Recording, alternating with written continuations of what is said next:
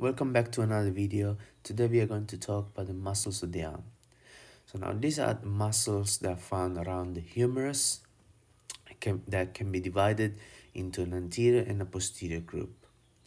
The anterior group is made by flexus muscles and they are innervated by the musculocutaneous nerve. The posterior group consists of extensor muscles and these are innervated by the radial nerve.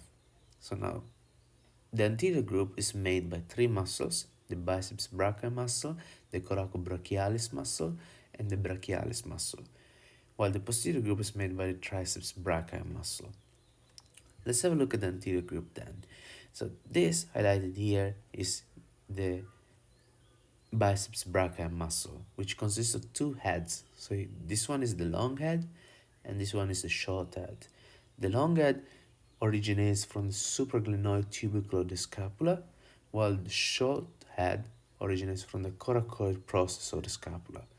And they both insert as one tendon, which goes into the radial tuberosity of the radius and into as the antebrachial fascia by the bicipital aponeurosis, which normally inserts into the skin.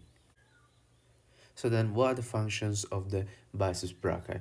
The biceps brachii has functions around the shoulder joint and the elbow joint. At the shoulder joint, it can cause abduction of the arm, which is a function of the long head, and can cause adduction as well as ventral flexion of the arm, which is a function of the short head. Then at the elbow joint, the biceps brachii is able to cause supination, normally of a pronated arm. The innervation of the biceps brachii is the musculocutaneous nerve. Then we can move on to the next muscle, which is the Coracobrachialis,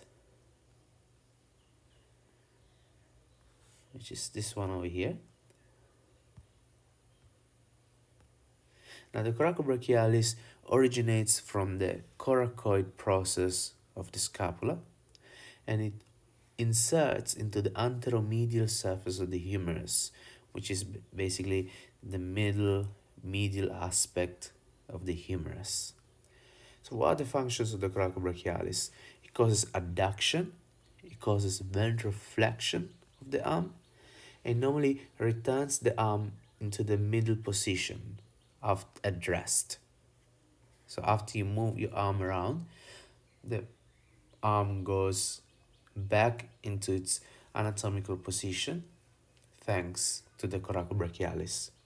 So then what is the innervation of the Coracobrachialis? That's also done by the musculocutaneous nerve because it's a flexor muscle. And like I said earlier, all the flexor muscles are supplied by the musculocutaneous nerve. Then let's move on to the last muscle, which is the brachialis. The brachialis originates from the distal anterior surface of the humerus and it inserts into the tuberosity of the ulnar bone.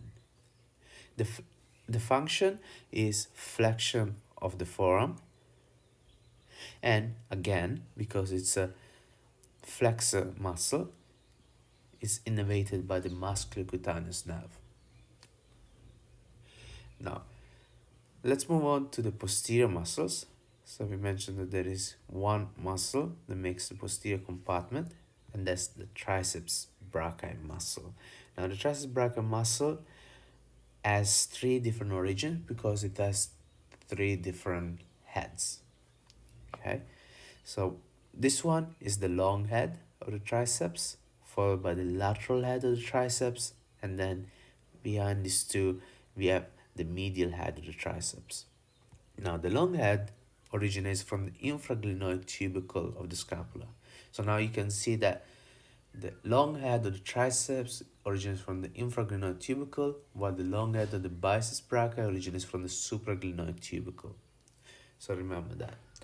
The lateral head originates from the proximal region of the humerus, just proximal to the radial groove, while the medial head originates distally to the radial groove.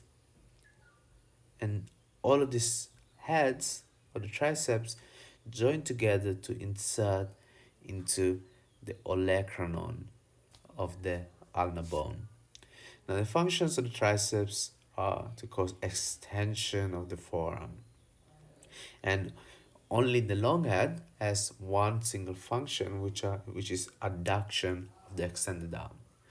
So again, function causes extension of the forearm, and then the long head by itself is able to cause adduction of an extended arm. And then the innervation would be radial nerve, because like I said earlier, the extensor group is supplied by the radial nerve.